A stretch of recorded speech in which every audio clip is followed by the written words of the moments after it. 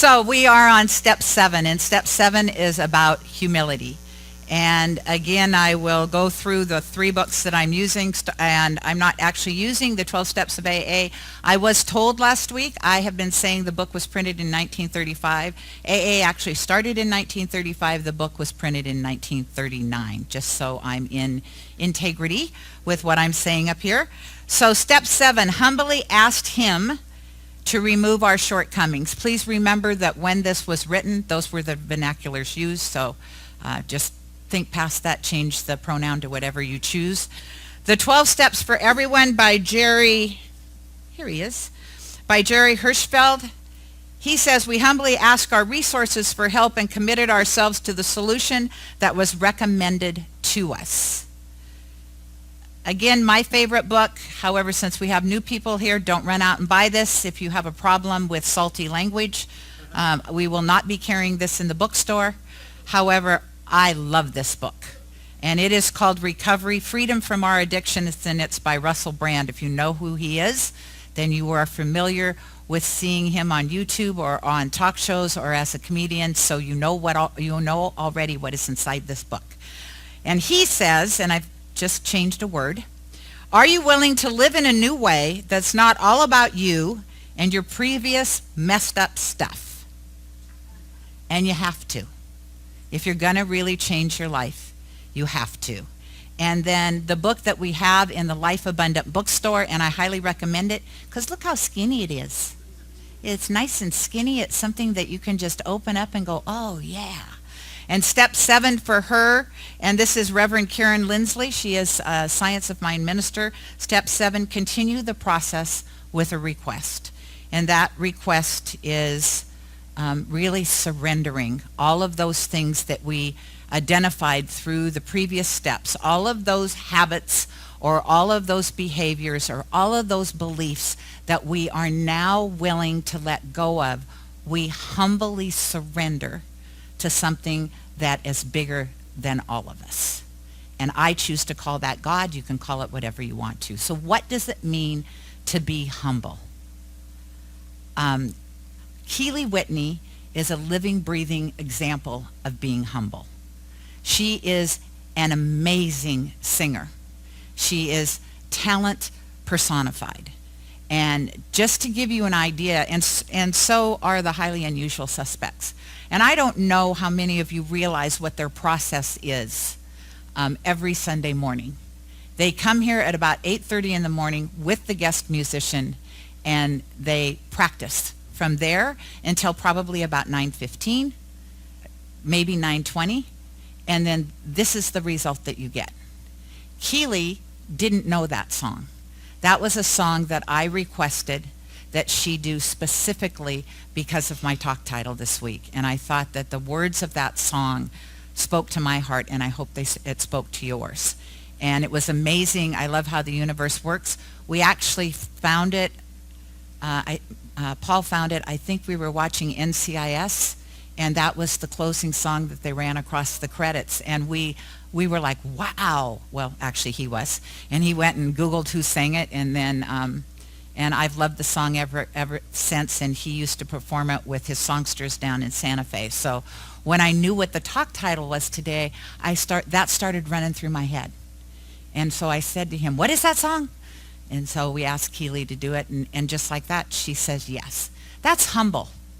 You know, there are many people that have talent, and they want you to know they have talent, right? They want you to glorify them, or you know, I guess glorify them is the best way to put it. Being humble is about knowing who you are, owning your talents, and knowing that that's enough. That, you know, people will recognize that you don't have to tell them about it. You don't have to have them make comments about it, because one of the things about being humble, and we have a room full of these people here, is volunteering. And volunteering from that sense of, and that's why I said Cynthia is a good example of being humble. I don't know if you've noticed, I don't announce that she's a bookstore manager anymore, because she said, you know, they all know I'm in the bookstore. I don't need to be called out every Sunday for the service I give at this center. I do it because I love to do it, and I don't need the recognition to go along with it. And I said, okay. And when people come to me and say, well, how come you haven't announced Cynthia? You announce everybody else. And she was right. Not one of you said a word. And that's because she's just Grace. You know, that is who she is at the very core of her being. And so when we volunteer, are we volunteering from a sense of, I am doing this because it brings me great joy? I am doing this because I love to see the smile on other people's faces? Or am I doing this because I want the recognition? Because if you want the recognition, that's not service and that's not volunteering. You can call it whatever you want to. It's just not the same thing.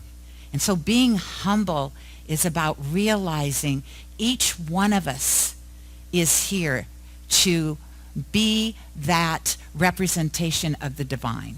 Every single one of us gets to live life boldly.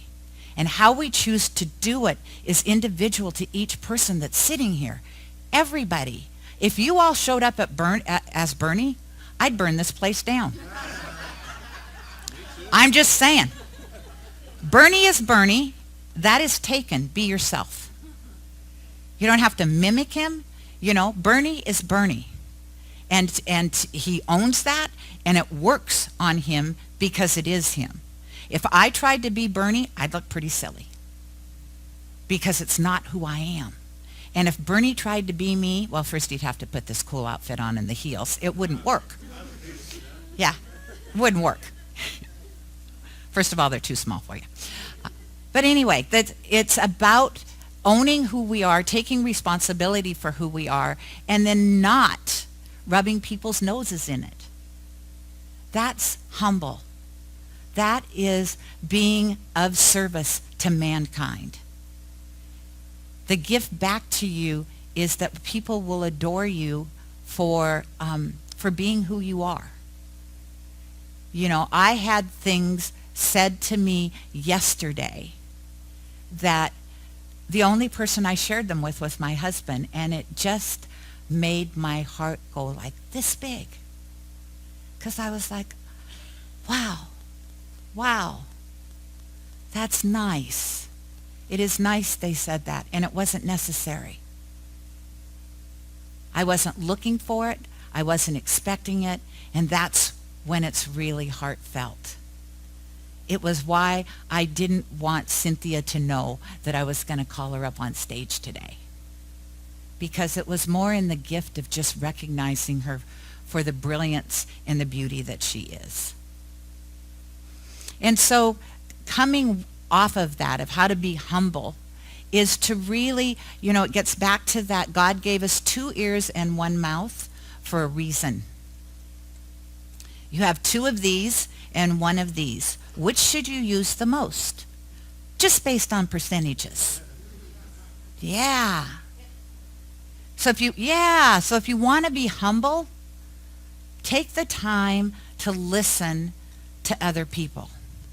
Yes, you're brilliant. Every single one of you in this room is brilliant. And yet if you're constantly talking, you have no idea how brilliant the people are in this room. You have no idea when you are listening to somebody with the intent of telling them what to do or thinking of the next thing you can say. If you can really listen to somebody, and we're learning this in our care circles, and it's hard for people.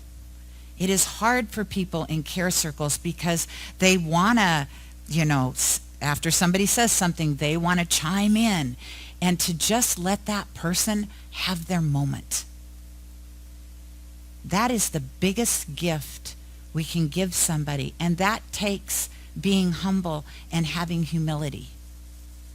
To really allow the other person to speak and just to look at them with loving eyes and just honor who they are and what they've said without thinking that you have to say something or do something.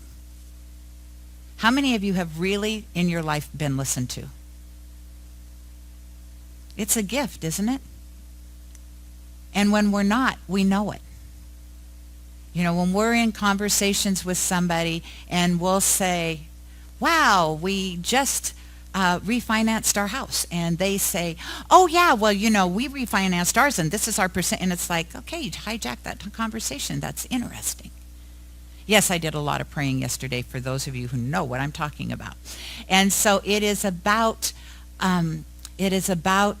what I have to learn in those situations is to be humble and not critical. Because the person across from me is going to be who they choose to be and talk to me the way they want to talk to me. And I have to learn to not constantly think that I have to correct that person. Does that make sense? So I have a family member that in conversation, no matter what I say, the conversation gets hijacked over here. And sometimes I've just decided, I'll just be quiet. I'll just be quiet. And you know what? They don't notice.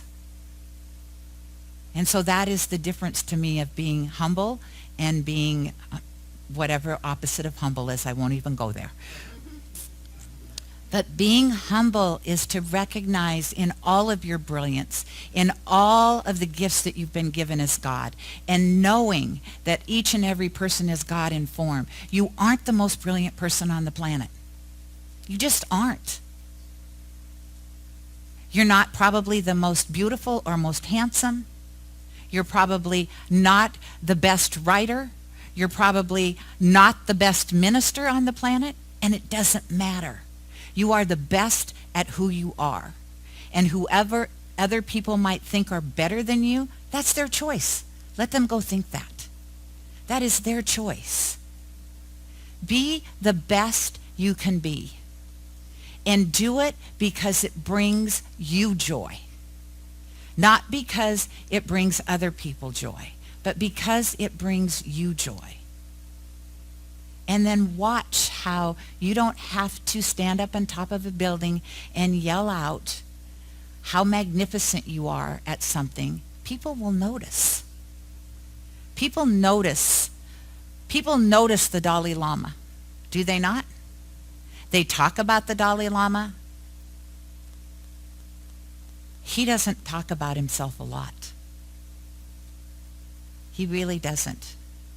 He is kind and he is very, very humble. Are there people on this world that grab the limelight and aren't humble? Of course there are. Most actors and actresses. Some are humble. Most are not. You know, it's highly competitive. And it's a taught behavior that we buy into. Every single one of us. And so for us individually to start living from that place of, I am good enough right here and right now. Absolutely good enough. And so it is to step away from, if you're going to be humble, and that is what the step is all about. It is about humility. Because if you're going to surrender everything that you have identified in your life that is not working for you, remember the step. You wrote it all down. You talked to somebody else about it so you don't have any secrets, because secrets are just black spots on your soul, and wherever there is a black spot, that divine light isn't getting in there. And then we did last week. I was like, uh-oh. And now it is about turning all of that over and laying it at the feet of the divine, which we know is just, there are no feet, right? There are no feet of the divine. It's an energy. It's what we all play in. It's what we all are. And to surrender that and say, this doesn't work for me anymore. I let it go. How many of you, and I have been there in the past and sometimes I still go there, have something going on in your life that's not working for you, and it's the first thing you tell anybody and everybody? Right? We are all guilty of that. And if we believe that this philosophy works the way we say it works, then what happens when we tell that story? you might as well put a more please after it. You might as well just say, I like to say, I love my life, more please. My life sucks, more please. Remember, the universe is just saying yes. It's not going to argue with you. It's not going to say, gee, are you sure you want more of that? It's going to listen to what you say the most often with the most energy, and it is going to respond back to you in kind. That is the way it works. Nothing changes just because you're not telling a good story. We love to own it when life is good. It's like, oh, look at what I co-created with God. And then when life isn't so good, we like to go, who could I blame out there for my life not being really? And we start picking people off, like they're birds in a tree. It's like, oh, you and you and you. You're all responsible for my life sucking right now. No, they are not. Inside out job in all aspects of your life. And that's the beauty of this step. When you are ready to let go of those stories, you not easily necessarily, but you lay down that burden of those stories. And I think I have shown people this before, but I'm going to show you one more time. And it works because I worked with a practitioner down in Santa Fe, and she had a flower business, and it was going under quickly. She had a lot of stories about why it was going under at a lot of different areas. Husband wasn't supporting her. Somebody was stealing all of her ideas. It was all stuff. And I said, all right, let's just stop. Let's just stop and draw a line right here. We were standing outside. I said, there's the line. I want you to look up, and I want you to say to the divine, I am so done with this story I am creating in my life. I surrender everything right here and right now. And when I step across this line, I am going to listen, and I'm going to let you support me from this moment going forward. And then we stepped across the line together. Today, she has the #1 flower shop business in Santa Fe, New Mexico. She can't get enough people to work for her during Mother's Day and Easter. It wasn't a change in the economy. It was not a change in her husband. It was not a change in anything else that she was blaming. She changed.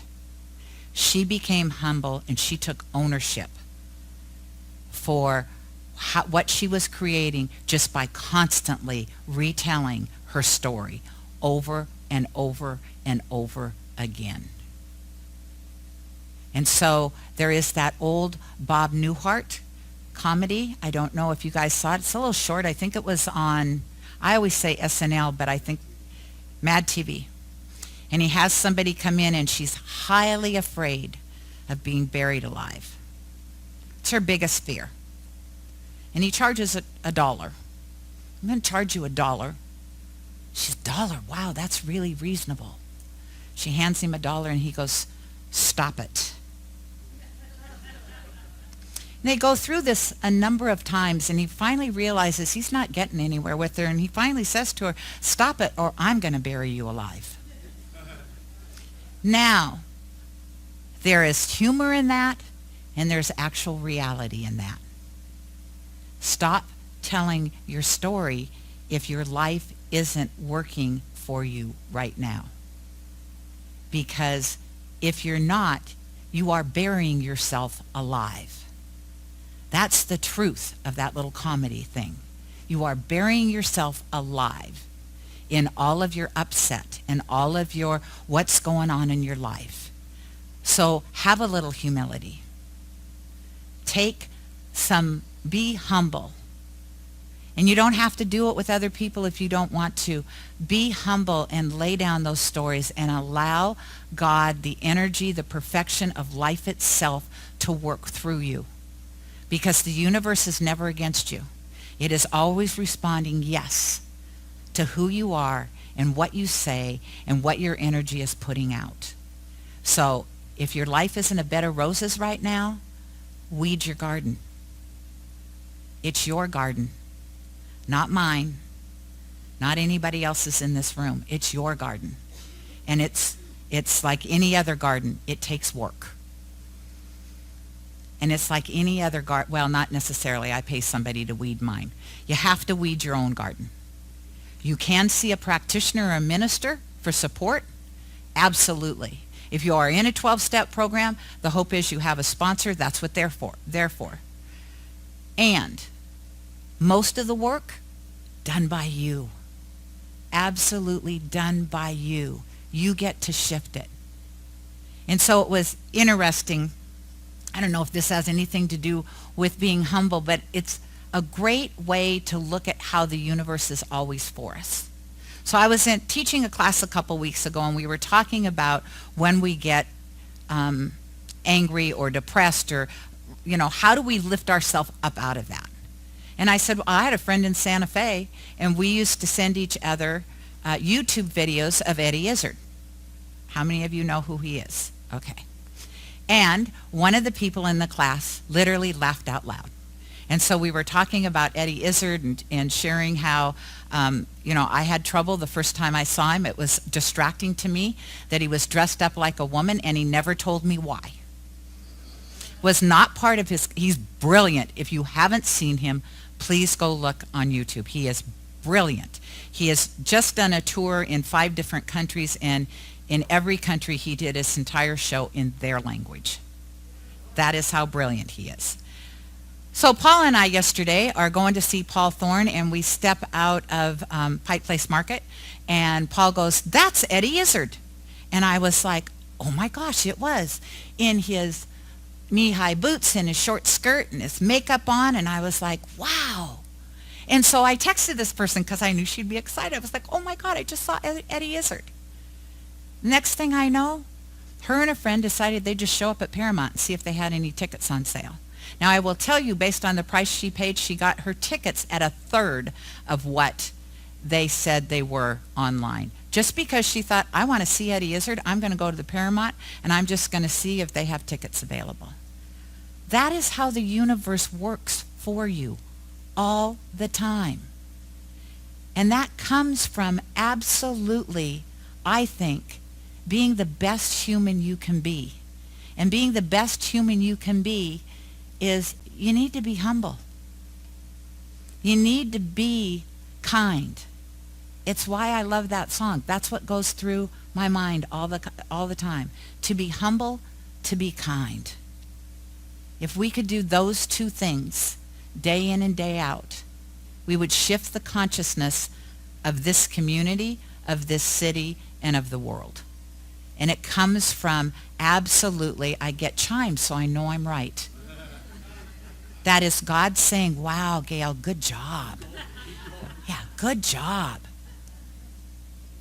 That's your yes. And so just practice that place of humility and being humble. Practice knowing that in all your brilliance and in all your godliness, there are people on the planet as brilliant and as godly as you are. Every single person sitting in this room, we all have our own talents. We all have our own ways of expressing it. So let's pray. And so we breathe into that energy, and we just feel that divine essence, the truth of who we are. God informed each and every one of us, every person sitting here. A magnificent manifestation individualized as God. Nobody else here can be you. You are it. God depends as much on you for its fabric, for its essence, as you do on it. One cannot exist, nor should it, without the other. And so I invite you to just take a moment and breathe that in. The importance of who you are to the fabric of this world. And then to know that because you are, that the essence of who you are is that divine essence of being kind, being loving,